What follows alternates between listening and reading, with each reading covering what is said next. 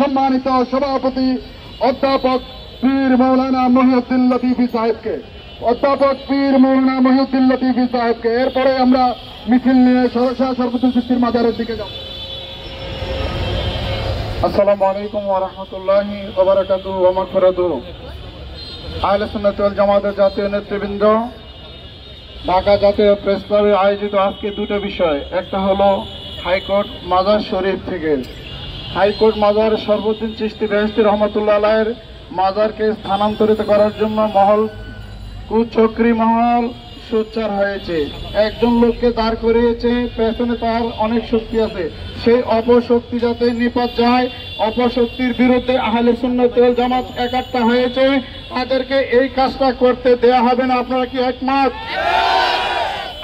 একমত? দুই যুগ ধরে চলে আসছে যে ঢাকা শহরকে যানজট মুক্ত করার জন্য মন্ত্রণালয়ের কিছু অধিদপ্তর ঢাকা শহর থেকে স্থানান্তর করা হবে। শরফুদ্দিন চিশতি রহমতুল্লাহ তো যানজট সৃষ্টি করে নাই, শরফুদ্দিন চিশতি রহমতুল্লাহ ঢাকা শহরের শান্তি স্থিতি করেছে। জেরুজালেম মারহাবা। তাকে আপনারা সরাইতে চান, কোনোদিন পারবেন না। দ্বিতীয় বিষয় হচ্ছে, আমি অন্য কথা বলবো না, বর্তমান সময়ের আইন উপদেষ্টা মহোদয় একটা কথা বলেছেন, নির্দোষ নিরপরাধী কেউ যেন মামলার আসামি না হয়।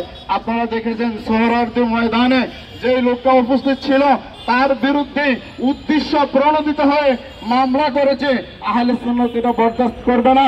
যদি মামলা উঠতে করানো হয়, কিভাবে উঠতে করতে হয় আহলে সুন্নাত সেটা জানে। আসসালামু আলাইকুম ওয়া রাহমাতুল্লাহি ওয়া বারাকাতুহু।